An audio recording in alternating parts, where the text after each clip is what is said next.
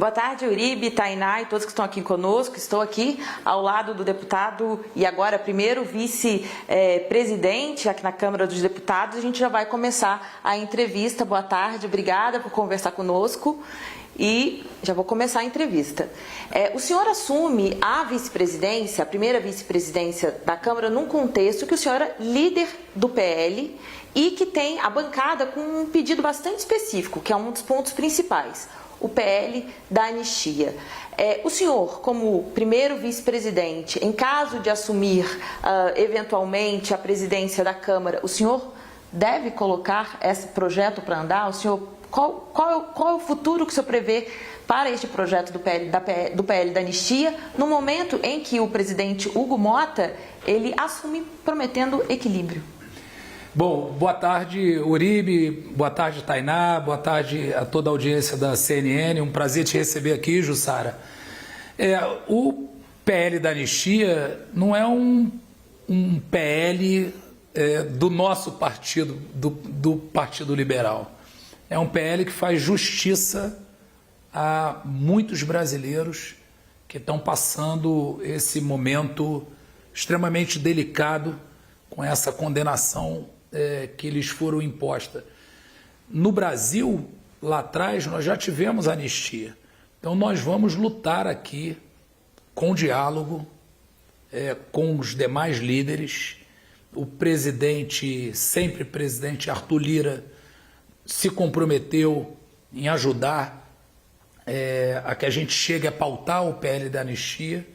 E eu não tenho dúvida que com diálogo, trazendo essa discussão mais intensamente agora para dentro da Câmara dos Deputados, ouvindo as partes, dialogando com os líderes, nós vamos construir com o presidente Hugo Motta e com o presidente Davi Alcolumbre para que esse projeto venha à pauta. Esse é o objetivo do PL, do nosso partido, mas não é para o nosso partido, é para o povo brasileiro. Deputado, só para complementar, mas é um projeto que ele desagrada o outro lado, principalmente a base do governo, os partidos de esquerda. Como o presidente Hugo Motta foi eleito por uma ampla maioria, com votos dos dois lados, isso não pode ser uma questão, inclusive para a gestão dele, pressionado, porque ele pode agradar um lado, mas o PL da anistia pode fazer que haja um descontentamento do governo? É verdade, é uma pauta que a esquerda pegou como se fosse uma pauta do Partido Liberal e não é. As pessoas estão passando hoje uma situação extremamente difícil. Você quer ver uma mãe presa, por mais que ela tenha cometido um ato que não deveria ter feito, e ninguém está aqui para defender o que foi quebrado, o que foi invadido, né? Mas já tivemos anistia de sequestro, de assalto a banco, uma série de problemas que aconteceu no passado no Brasil. Vamos trazer essas discussões e trazer com equilíbrio. O que a gente precisa buscar é não ter na Câmara dos Deputados um tabu de uma matéria. Nós temos que aqui apreciar tudo. Nem que esse projeto vá à pauta e perca no plenário, que eu não acredito que aconteça, mas essa construção é com diálogo, é com harmonia. E a gente precisa aqui, e usando uma palavra do presidente Davi Alcolumbre, incansavelmente trabalhar pela harmonia entre os poderes. Então nós não queremos afrontar ninguém. Agora aqui é uma casa de diálogo. E a gente vai levar isso no convencimento dos líderes. Eu acredito, é para isso que eu vou trabalhar, com o diálogo para a gente chegar lá. Tainá e Uribe. Tudo bem, líder? Bom trabalho agora também nessa cadeira de vice-presidente, uma boa sorte a partir de agora.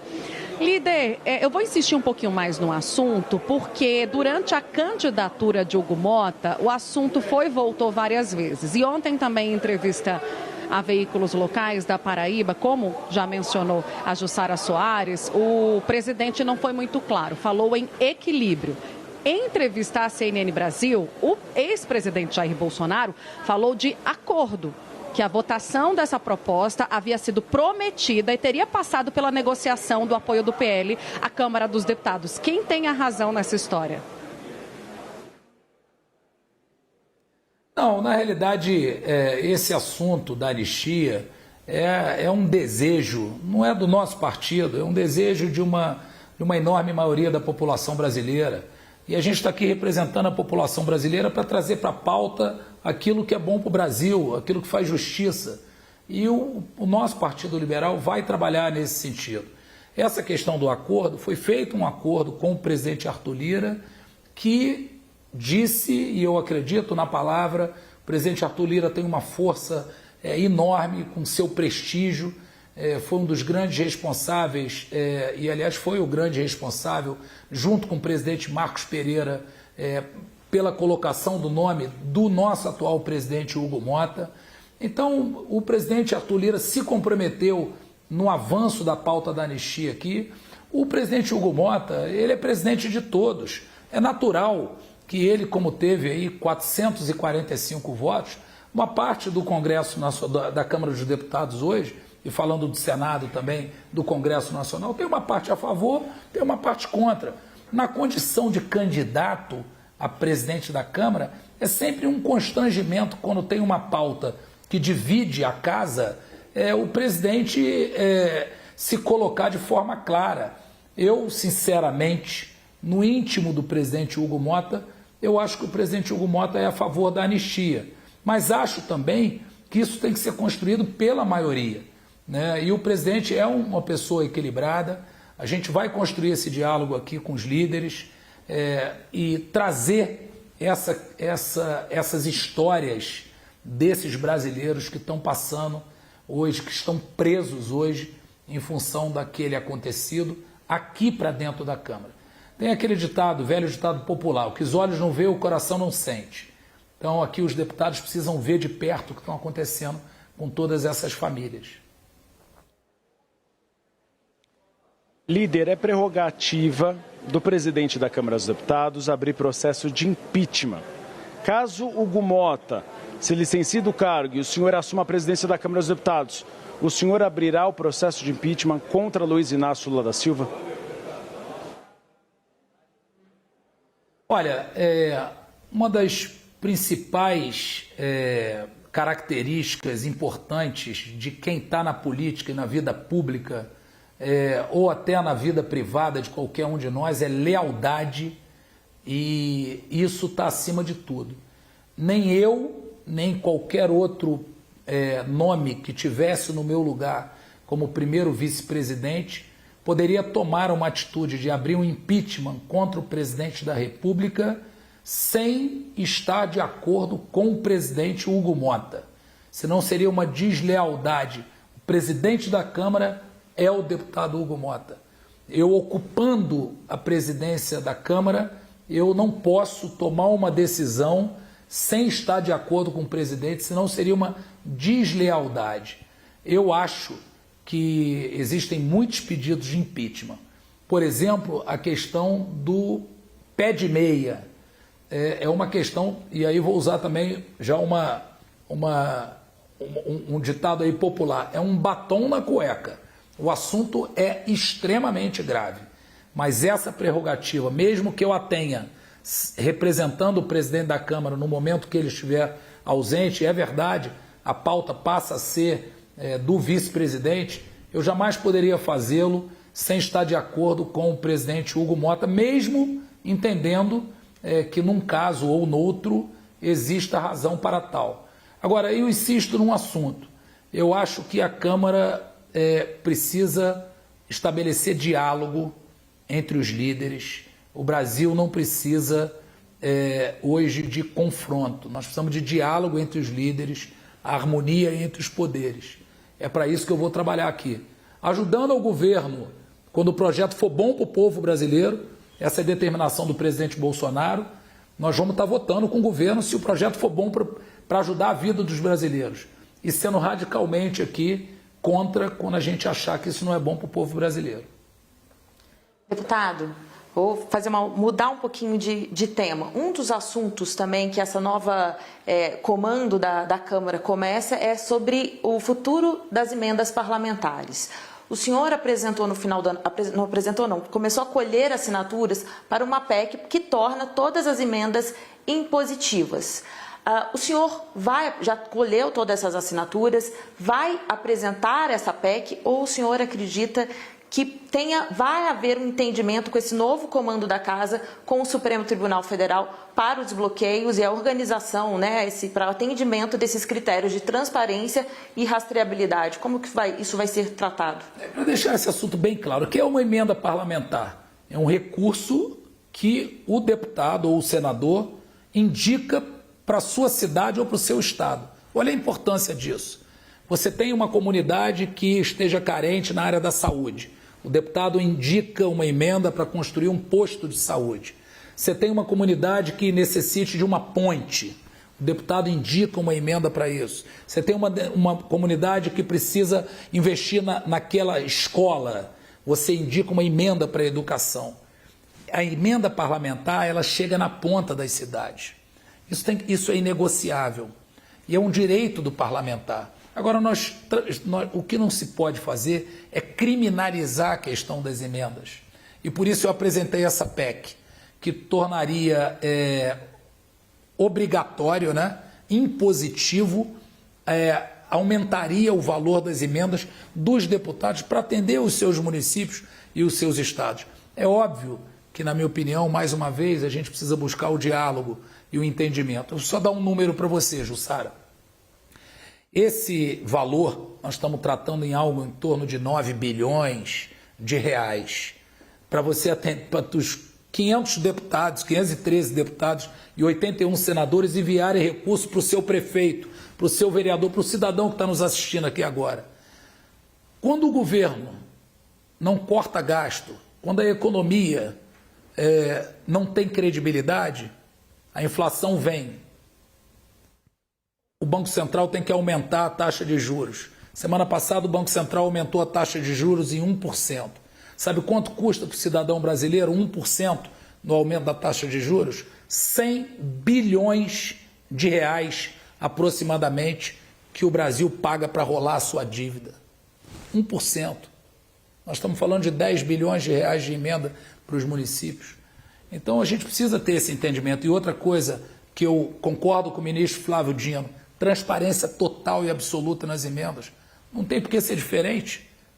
Mas o senhor vai apresentar a PEC? Se for necessário, se não tiver um entendimento na questão das emendas, a gente pode seguir com a PEC para tornar essas emendas impositivas para os municípios não perderem esses recursos. Mas o que o senhor considera um entendimento razoável? Porque a apresentação dessa PEC pode tensionar essa relação com a STF. O que o senhor considera um entendimento razoável? Sentar na mesa e dialogar com o ministro Flávio Dino, atender a todas as preocupações do ministro em relação à transparência, à segurança. É inadmissível uma emenda parlamentar, e a gente não pode aceitar isso, ser colocada no município e, se aquela emenda tiver ali na sua execução uma corrupção.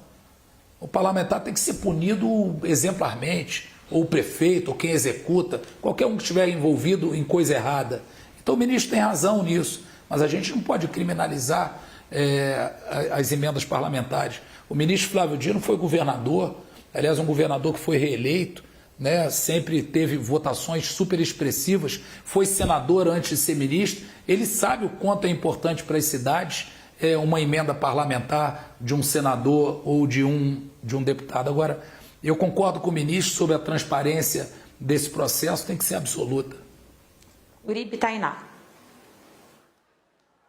Líder, assistindo à votação, o que ficou evidente para a gente em relação ao PL é que parece existir uma cisão entre a ala mais pragmática do partido, acredito que o senhor está nessa ala, e aqueles bolsonaristas raízes que pregam mais aquelas pautas de costume, que estão mais alinhados com o Bolsonaro presidente do que com o Bolsonaro fazendo campanha, não vou dizer candidato porque ele está inelegível, mas já em campanha para 2026. A gente sabe que o próprio Bolsonaro falou da necessidade do partido na votação da Câmara dos Deputados sinalizar mais ao Centrão pensando em 2026.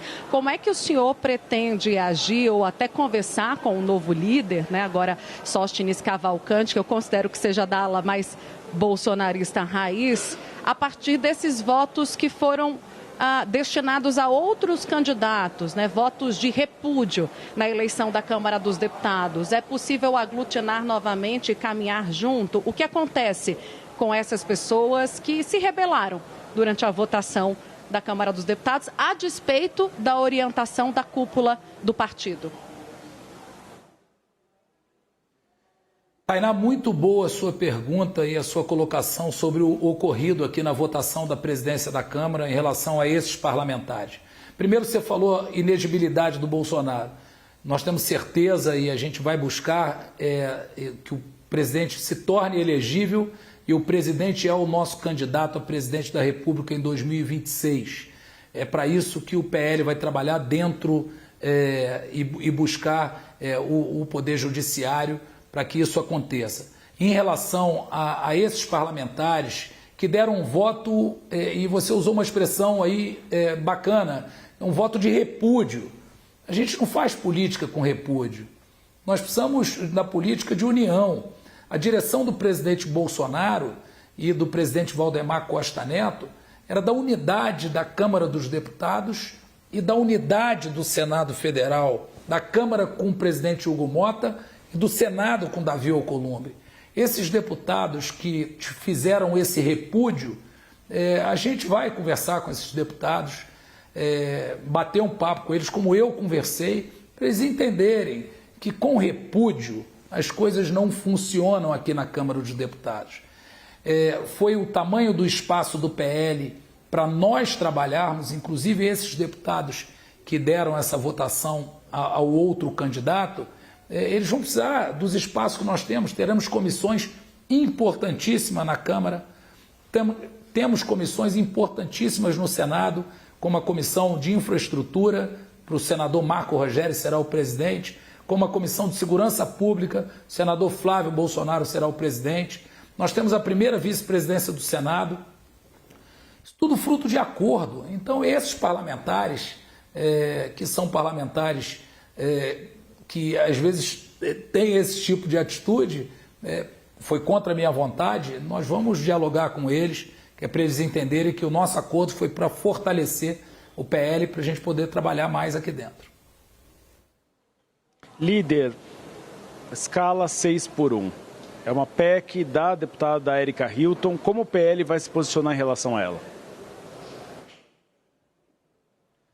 Nós vamos reunir a bancada. O nosso líder, deputado Sóstenes Cavalcante, terá durante essa semana a primeira reunião com a bancada, e no Senado também o líder Portinho, junto com o senador Rogério Marinho, que comanda o Senado Federal lá pelo PL, terão uma reunião com os deputados e senadores e ver esse posicionamento do partido. Isso ainda não, apesar de ter sido apresentado, como foi nesse final de ano, e aí esse final de ano bastante tumultuado, com segundo turno aí de eleições municipais e depois com a eleição do presidente da Câmara e do Senado, o partido ainda não se reuniu para saber qual será a sua posição final sobre essa questão. Os líderes farão isso possivelmente a partir dessa semana. Nada. Aproveitando aqui, o senhor... claro que isso é um assunto que está com o líder Sóstenes Cavalcante, mas queria saber, nessa discussão sobre as comissões aqui na Câmara, quais serão os pedidos do PL, que comissões serão as prioritárias para o PL agora, nestes 2 últimos anos aí deste mandato? Essa é uma pergunta que eu posso te responder parcialmente, porque nós estamos pensando aí sobre algumas questões, mas comissões prioritárias são sempre prioritárias, são comissões de saúde, comissão de educação, a comissão de fiscalização e controle. A gente teve um entendimento sobre a comissão de Constituição e Justiça esse ano passado, que nós ocupamos a presidência com a deputada Carol Detone, que fez um trabalho espetacular. Essa comissão, por direito, ela seria do PL como primeiro pedido. Houve um entendimento quando o presidente Arthur Lira se candidatou. Agora foi o presidente Hugo Mota. O deputado Sóstenes está questionando essa questão, como foi um novo bloco, ele está questionando essa questão, mas existiu essa conversa sobre a CCJ. Então, nós vamos com calma discutir. O PL tem as primeiras pedidas e isso vai fortalecer muito o nosso partido aqui, como ocorreu no passado. Tivemos a Comissão de Segurança Pública, a Comissão de Educação com o deputado Nicolas Ferreira, a CCJ, outras comissões importantes. Não será diferente, nós ocuparemos importantes comissões, mas ainda não está 100% decidido quais serão. Deputado, uma última pergunta, rapidinho. Claro que a prioridade do governo para os últimos 2 anos é justamente a questão econômica. Como que a oposição vai se comportar, sabendo que já há ali a oposição já está de olho no desgaste do governo nessa área. Como que a oposição deve se organizar nessas pautas econômicas em relação ao governo? A audiência da CNN que está nos assistindo nesse momento, a Tainá, ao Uribe e a você, Jussara, eu faço uma pergunta. Você gosta de alguém tratar alguma coisa com você, te prometer alguma coisa e depois não cumprir? Ninguém gosta disso. O que está acontecendo? Lá atrás, o governo prometeu um monte de benefícios à população. Se falou na picanha, olha o preço que está hoje a carne no supermercado. Você tem o óleo, um preço absurdo. Cadê o cafezinho que foi prometido? Existia um discurso sobre o preço dos combustíveis, dizendo que não ia equiparar o preço dos combustíveis ao preço internacional. O óleo diesel está subindo hoje 21 ou 22 centavos. Quantos caminhoneiros, quantas empresas dependem do óleo diesel, está subindo o seu custo? A inflação dos alimentos disparado. Então isso é uma prioridade. E o que mais me preocupa é que na semana passada o presidente da República deu uma declaração dizendo que não estava preocupado com cortes de gasto. Se nós não tivermos uma política fiscal forte, e hoje ela está fraca, e é por isso que a inflação está chegando, e chegando forte no bolso do trabalhador, como é que a gente vai equilibrar esse país? Então o PL vai apoiar o Brasil e vai apoiar o governo em tudo que for bom para o povo brasileiro. Agora, as promessas que foram feitas não foram cumpridas, né? Até, inclusive, o salário de R$5.000, né? A isenção de imposto de renda para o salário de R$5.000, né? Que o governo prometeu, até hoje não cumpriu, não disse a maneira como se faz isso. E, graças a Deus, graças à oposição, graças à sociedade brasileira, a questão do PIX. Porque o governo não ia taxar o PIX diretamente, não. Ia monitorar as contas e a taxação não ia ser 1%, não. Eles iam incluir quem movimentou R$5.000, iam cobrar imposto de renda dessas pessoas. Um absurdo. Graças à mobilização da sociedade brasileira, ao deputado Nicolas Ferreira, a muitos deputados que o governo acabou revogando para não mexer no bolso do trabalhador através do PIX. Deputado. Desculpa a resposta longa. Deputado, a gente poderia conversar aqui mais uma meia hora e teria assunto, mas a gente precisa encerrar a entrevista, eu tenho compromisso. Muito obrigado por essa entrevista.